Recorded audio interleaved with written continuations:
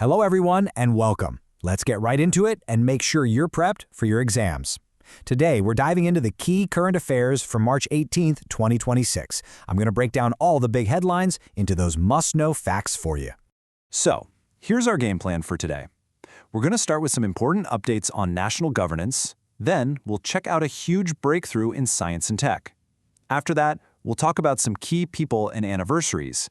And we'll wrap things up with a look at some major new agreements and campaigns. Ready? Let's jump right in. First up, let's talk about national governance.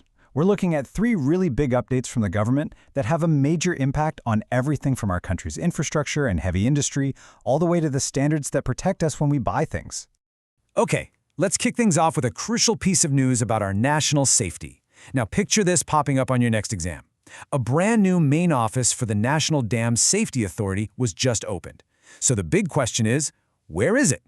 And the answer is New Delhi.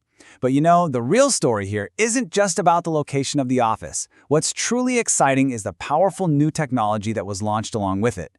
This is a massive leap forward for keeping our country's dams safe. And here are those digital tools. These are absolutely crucial for your exams, so pay close attention. First, we have a GIS-based website that can map out all the specified dams. Super useful. Second, there's Netra, which is an AI platform to handle all the safety rules. And third, a new system designed to analyze and actually plan for potential dam breaks. It's all about using technology to be proactive, not reactive. Now, moving on from water safety, let's talk about a huge boost for heavy industry. The BHEL facility in Haridwar just launched a really powerful mix of projects. We're talking a new solar plant for more renewable energy, a massive furnace for advanced manufacturing, and a critical upgrade for a naval gun mount, which directly strengthens our defense capabilities. All right, here's a number you'll definitely want to lock in your memory: 380. As of this month, 380 districts across India are now covered by the mandatory gold hallmarking rule. And let me tell you, this is a huge win for all of us as consumers because it guarantees the purity of the gold we buy. So you might be wondering, how did we get all the way to 380 districts? Well, it definitely didn't happen overnight. This has been a step-by-step process. The government has been rolling out this hallmarking scheme in different phases, starting way back in 2021 with 256 districts and just steadily adding more and more each year. Okay, for our next section, we're shifting gears. Let's look up from the ground to the stars, because we're about to cover a massive milestone for India's space program. Here's another key number for you: 22 tons. That's right, ISRO has successfully tested its CE-20 cryogenic engine at a new, higher thrust level. We're talking 22 tons, up from 19. This is a huge deal for our ambitions in space. But what exactly is a cryogenic engine? Let's break it down real simple. A cryogenic engine is basically a rocket engine that runs on supercooled liquid fuels. Now, why is that so special? Well, because it's incredibly efficient and way more powerful. This upgraded engine is going to be the powerhouse for India's heaviest rocket, the LVM-3, which means we can launch much heavier satellites and payloads on future missions. From cutting-edge technology, we're now going to turn to the people who shape our world. We'll cover a really important tribute to a cultural icon and also look at a key political change happening on the world stage. What a beautiful way to honor a musical genius. India Post has released a special cover for the 100th birth anniversary of Annapurna Devi. If you don't know, she was a legendary Hindustani classical musician and an absolute master of the surbahar, which is also known as the bass sitar. So, for your exam prep, the crucial point here is her incredible legacy of awards. She was famously reclusive, but her talent was just undeniable. I mean, look at this list. She earned some of India's highest honors, like the Padma Bhushan and the Sangeet Natka Academy Fellowship. Now shifting over to the global stage, March 13th was World Rotaract Day. This is a day to celebrate young leaders, all the members of Rotaract clubs around the world, and their amazing commitment to community service.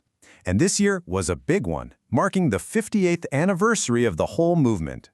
And now for a quick but important international update from South America.